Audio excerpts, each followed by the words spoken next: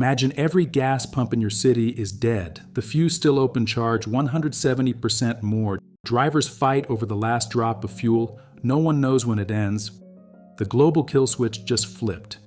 The Strait of Hormuz is choked shut. How does one narrow stretch of water bring the global economy to its knees? To understand that, you have to zoom out. Look closely at this map. Here, between the Arabian Sea and the Persian Gulf, sits the Arabian Peninsula. On one side, the sea connects to Europe through the Red Sea and the Suez Canal.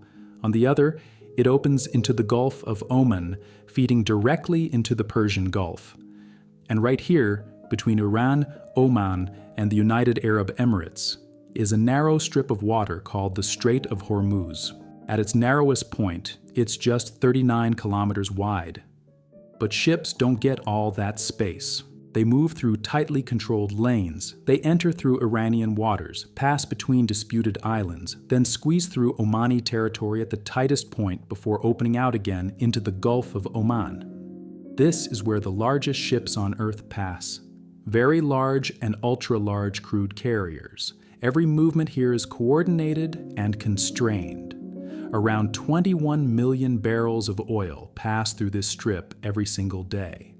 That's over 3 billion liters, more than 1,300 Olympic swimming pool, nearly 1/3 of all seaborne oil travels through it, and about 1/4 of the world's traded natural gas. Most of it doesn't even go west. Roughly 3/4 flow east toward Asia, China, India, Japan, South Korea, Singapore. And because the strait is so narrow, every ship moves within the reach of multiple countries' territorial waters, which means any disruption here isn't contained. It can stop movement entirely. Or worse, trigger conflict between nations. Can you guess what turn it could take? Is it going to lay the foundation for the next world war? Comment your predictions. And hit that subscribe button if you haven't already. When Hormuz snaps shut, it's a global heart attack. The price of oil isn't set by your local gas station. It's a high-speed digital web. No matter whether you call it Brent, WTI, or Dubai, every drop of oil on Earth is plugged into the same machine. The moment the Gulf goes dark, every barrel on the planet ignites, and distance doesn't save you. The US might only take a tiny sliver of its oil from this route, but Asia takes almost all of it. When 80% of Asia's energy gets trapped all of a sudden, they start outbidding the rest of the world for whatever is left. So you can call it a global bidding war, where the loser's economy dies. That's why gas prices jump in hours. But even that's not the real threat. Oil is the blood inside everything you touch. It's in the trucks moving your bread, the ships delivering your medicine, and the factories making your kids' clothes. When that blood stops moving, everything gets a price tag you can't afford. Groceries cost more, and eventually, they stop showing up. History is a ghost that's back for blood. In 1979, the Iranian Revolution wiped out savings accounts worldwide. In the 80s, the tanker war got so violent that warships had to guard every single mile of this passage. Right now, we are watching the same thing. The strait is threatened, and it's barely an energy issue. Now watch how this plays out. Nothing gets announced. The signal comes through ships. In 2019, 2 tankers from Norway and Japan were attacked near the Strait of Hormuz, off Iran's coast. Fires broke out. Crews abandoned ship, and the footage spread worldwide. A month later, Iran seized a British-flagged tanker inside the strait. Now bring that pattern into the ongoing escalation between Iran and the United States. On March 1st, 2026, a tanker near Oman's Kasab gets hit. That same day, another ship sailing under the Marshall Islands flag is struck off the Omani coast. Fire tears through the engine room, and a crew member dies. Within days, traffic through the strait starts thinning. Japan and South Korea begin delaying or rerouting vessels. The strait remains open on paper, but fewer ships are willing to test their luck. That's all it takes. Iran doesn't need to block the water.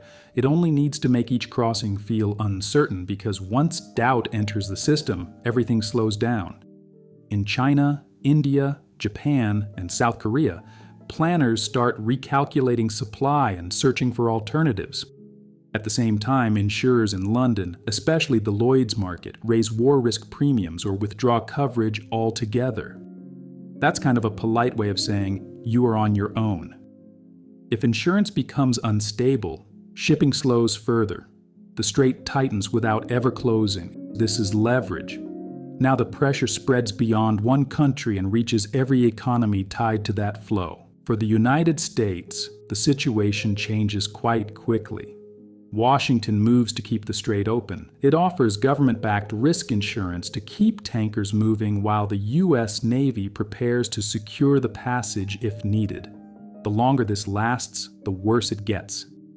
Each day brings higher prices, tighter supply, and growing strain across the global economy. Ending it means going after the source of the threat. And once that happens, countries stop calculating and start moving against each other. But who steps in first? Now think of this. You have oil tankers still moving through the strait, but they are no longer just commercial ships following routine routes. They are being escorted through one of the most sensitive corridors on Earth, and Iran does not step back from that corridor. It stays right there because it doesn't need to shut the strait to apply pressure. It only needs to make sure that every ship moving through it feels uncertain. So what you get is a constant test. Each transit becomes a moment where both sides are measuring each other. A signal is read differently than intended. A movement is seen as a threat. A response comes faster than it should. And once that chain begins, it doesn't pause for correction.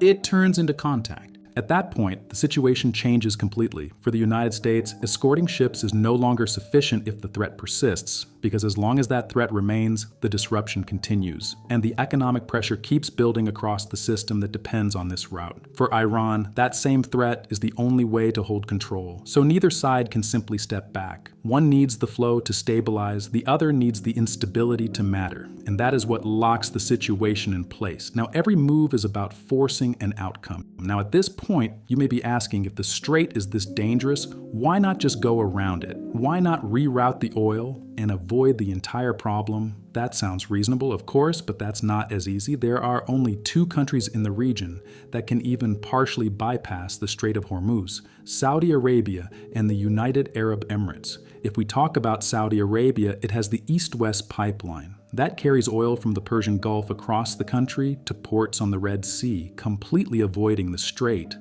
At full capacity, that pipeline can handle about 5 million barrels per day, but there's a catch. In practice, it has been moving closer to 2 million barrels per day, well below its maximum. Even if you push it to its absolute limit, it still covers only a fraction of what the strait handles daily. Now look at the United Arab Emirates. It operates the Abu Dhabi crude oil pipeline.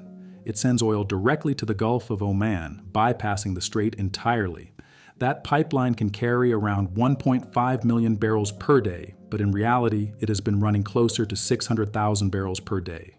Again, even at full capacity, it barely makes a dent. Put both pipelines together at their maximum, and you still don't come close to replacing the 21 million barrels per day that move through the Strait of Hormuz. And those are the best case alternatives. Other pipelines exist, but many are smaller, cross multiple countries, or have fallen into disuse because of political tensions and conflict. So the idea of simply rerouting oil sounds good until you look at the numbers. So overall, this is not a logistical problem. It is a geographic one. The oil is in the Gulf.